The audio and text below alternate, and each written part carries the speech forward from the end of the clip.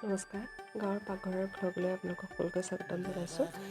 মই আজি কামৰ মাজতে আৰু এটা কাম উলিয়াই লৈছোঁ। এইটো হৈছে মই এযোৰ কাপোৰ চিলাবলৈ লৈছোঁ।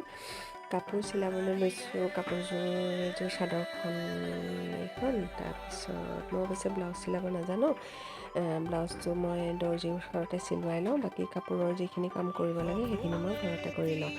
তাৰপাছত চাদৰৰ পাৰিকেইটা কাটি পেলাই মই ধুনীয়াকৈ উলিয়াই লৈছোঁ। উলিয়াই লৈ পেলাই মই গোটেইখিনি এটা এটাকৈ মিলাই লৈ পেলাই চাদৰ পাৰিটো চিলাই যাম।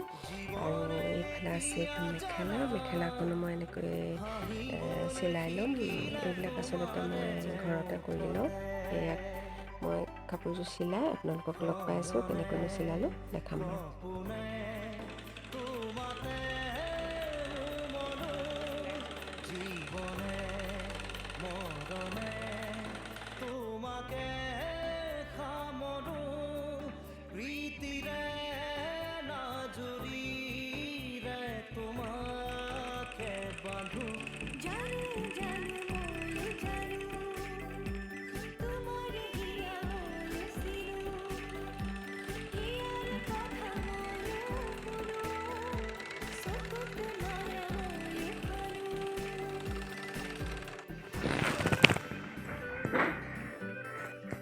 মেখেলাখন চিলাই হৈ গৈছে। এতিয়া মই চাদৰখন চিলাই ল'ম। চাদৰখন চিলাই আপোনালোকক দেখাই আছোঁ। চাদৰখনৰ প্ৰায় চিলাই হৈ গৈছে। এতিয়া মই চাদৰখনত দহি বাতি ল'ম। দহি বাতি পেলাই গোটেইযোৰ আপোনালোকক একেলগে দেখাই আছোঁ।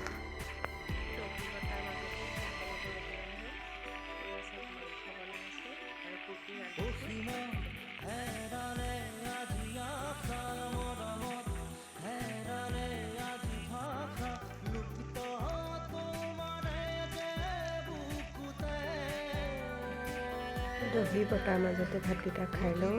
আলহী গৈ আজি ভাতকেইটা ৰান্ধিলোঁ। মাংস, আলু আৰু ওলকবি ৰান্ধিলোঁ।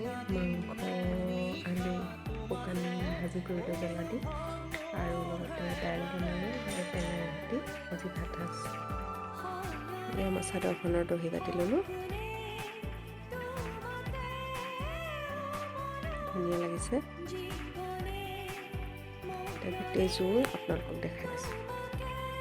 এইখন মেখেলাখন আৰু এইখন চাদৰখন। এই কাপোৰযোৰ চিলাই হৈ গৈছে। মই আপোনালোকক গোটেইযোৰ একেলগে দেখাই দিছোঁ। চাদৰখন দহি বাতি লৈছোঁ। এখন মেখেলা ধুনীয়া লাগিছে।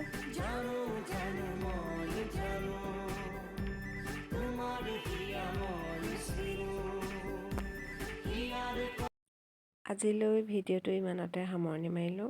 পুনৰ নতুন এটা ভিডিঅ'ত আপোনালোকক সকলোকে লগ পাই আছোঁ।